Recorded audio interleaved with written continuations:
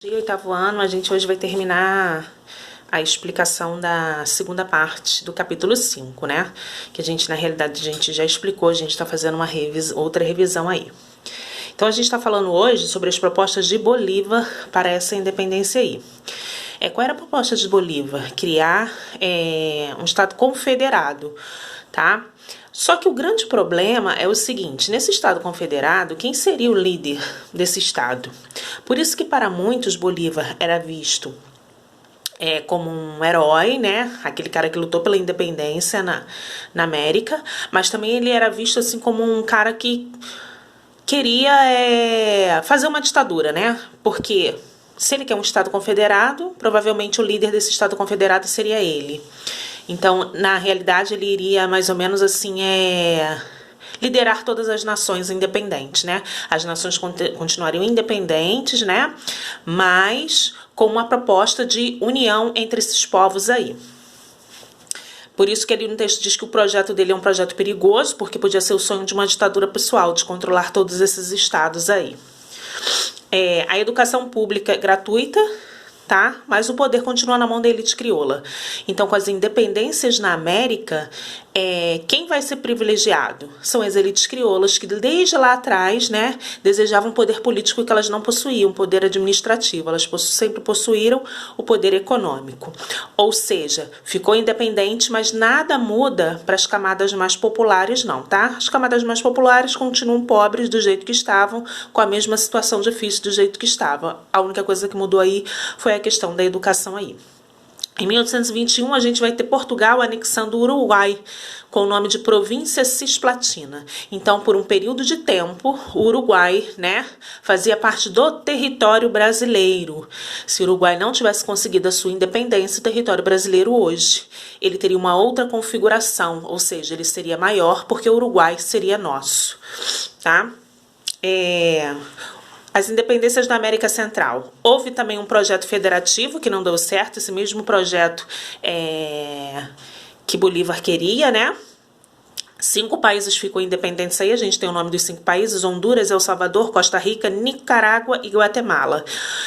Cuba vai ser o último país americano a se tornar independente, né? Principalmente porque Cuba servia, tá, aos interesses dos Estados Unidos, ou seja, servia aos interesses dos norte-americanos. Aí, ó, a propriedade de Cuba era uma propriedade monocultura. O que é monocultura, gente?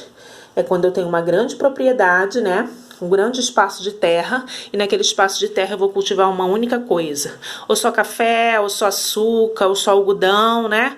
Então, por isso que ele é monocultura aí. No caso de Cuba, era tabaco e açúcar, né? Mão de obra escrava aí também. Projetos políticos para a emancipação era um projeto político autonomista, ou seja, independente, né?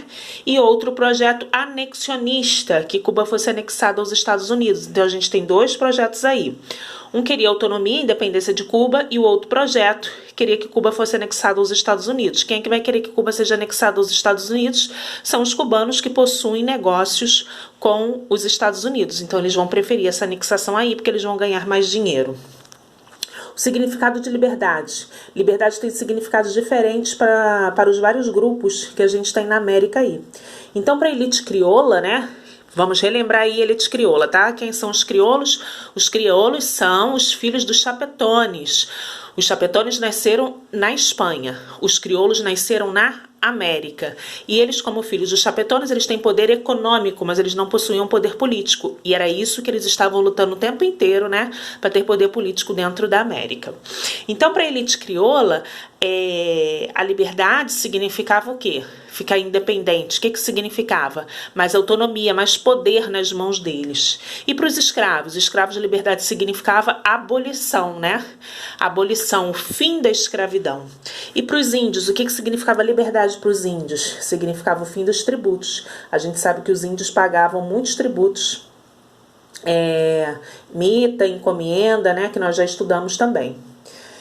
A maior parte dos países adiou ao máximo o fim da escravidão. E com a abolição dos negros, os negros foram marginalizados. Então, assim, países ficaram independentes, mas isso não significou o fim da escravidão, tá? Igual o Brasil. O Brasil ficou independente, mas a escravidão continuou no nosso país. O nosso país continuou sendo um país onde a mão de obra era uma mão de obra escrava aí. E com a abolição da escravidão, os negros passaram a ser marginalizados. Por que os negros passam a ser marginalizados?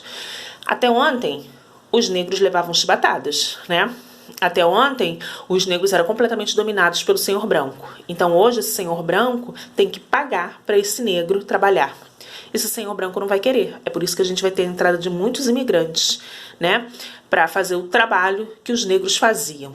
Então, os negros passam a ser marginalizados. Eu sou livre, mas eu não tenho emprego. Eu sou livre, mas eu não tenho educação. Eu sou livre, mas eu não tenho casa. Então, eu sou livre, né? Mas o que eu vou fazer com essa minha liberdade?